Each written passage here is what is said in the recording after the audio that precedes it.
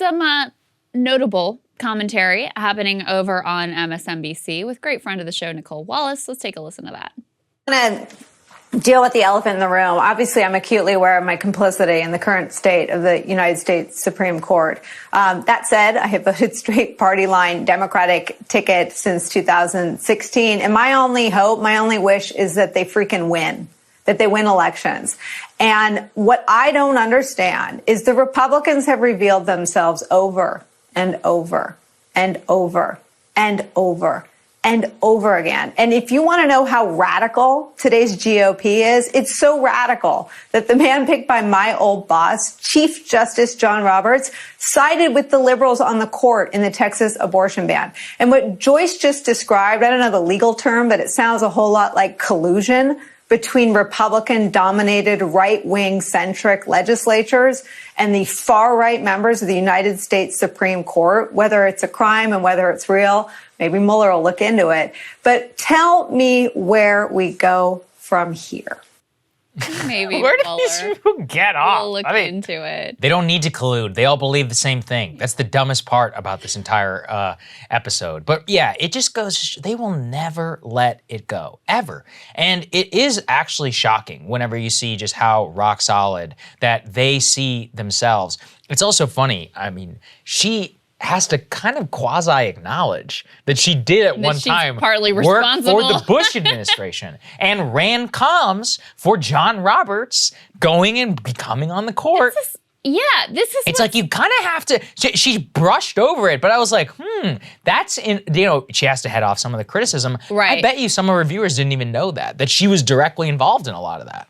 Well, that was very interesting to me as well. Yeah. Because she has to acknowledge, because it's so blatant. It's like, lady, you literally helped to get some of these people on the court. I mean, her entire professional life was dedicated to this. But the other thing that's interesting to me is like, you know, George W. Bush was very conservative on social issues. That was his whole thing. That was his whole thing. Born-again Christian. Right, yeah. and really like relied heavily on the evangelical Christian base. Moral majority, that was their big political play. Their two big political plays was the evangelical, the religious right, and Latino voters, who we did relatively well with. And DOMA, remember? I mean, they literally passed that. Yeah. So, like, she doesn't explain, did she hold her nose while she was, did she have a different ideology then?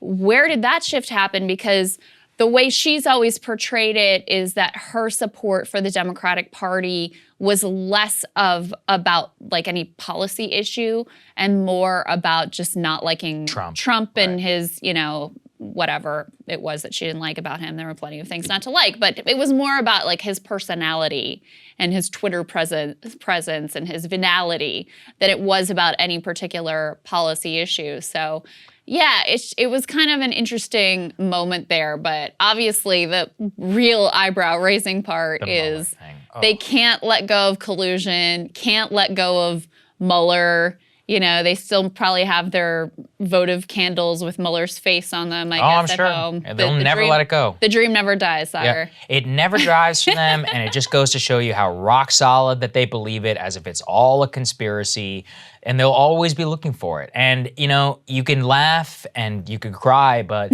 once it is baked in, it's not going anywhere. And that's the real sickness. I mean, we were talking before the segment. I do think she's going to take over Rachel Maddow's time slot. I mean, they already were considering giving her that extra hour of Peacock. Yeah. She did an okay job, I think, in the 4 p.m. hour. Washington, she is a star on the network. The audience grew to love her over the Trump years, the Republican who will call out. It's an interesting angle that they could try and take. What they might do is Chris Hayes has really been Rachel's sort of protege, long time. And when she's out, like he'll fill in for her and stuff like that. So I could see them, I have no idea, but I could see them moving him to her 9 p.m. slot and then giving Nicolle Wallace one of the primetime hours. But I mean, it's all shifting deck chairs on the Titanic because Rachel's the only one who actually rates. I mean, and even that at this point is way less than it used to be. But she's the only hour on that channel where people show up, where the numbers jump up to go watch Rachel, and then when she goes off air, they fall right back down.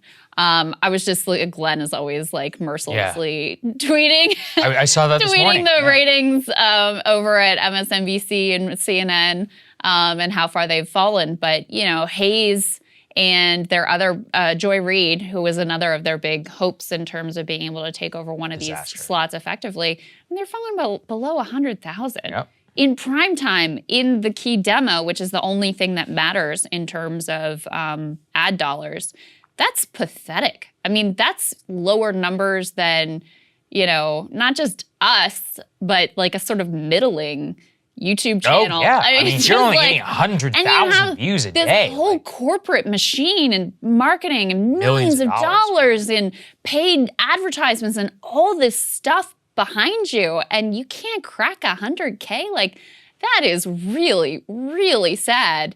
So, yeah, I don't put it past him to slot Nicolle Wallace into that slot. That'd be quite a turnaround, because Rachel, you know, is like far off base as she's certainly been in recent years, and preeminent conspiracy theorist as she's been. Like, she came from a lefty background. I mean, she came from Air America. She came from sort of progressive oriented spaces. So if the heir apparent for her time slot, or even to go into prime time at all, is this like Bush neocon who helped to bring us Sarah Palin. Yep. Like, she made it on Bush. That would be quite a story. That would really be something. Anyway, stay tuned, as they say. We'll watch for further developments, and we will have more for you guys later. Hey guys, thanks so much for watching. That's right. Just as a reminder, you can become a premium subscriber today. Watch the full show completely uncut, our reactions to each other's monologues. You get to listen to it. You get to ask us questions, all that good stuff. Link is right there in the description or at breakingpoints.com. Best of all, great way to say screw you to the mainstream media.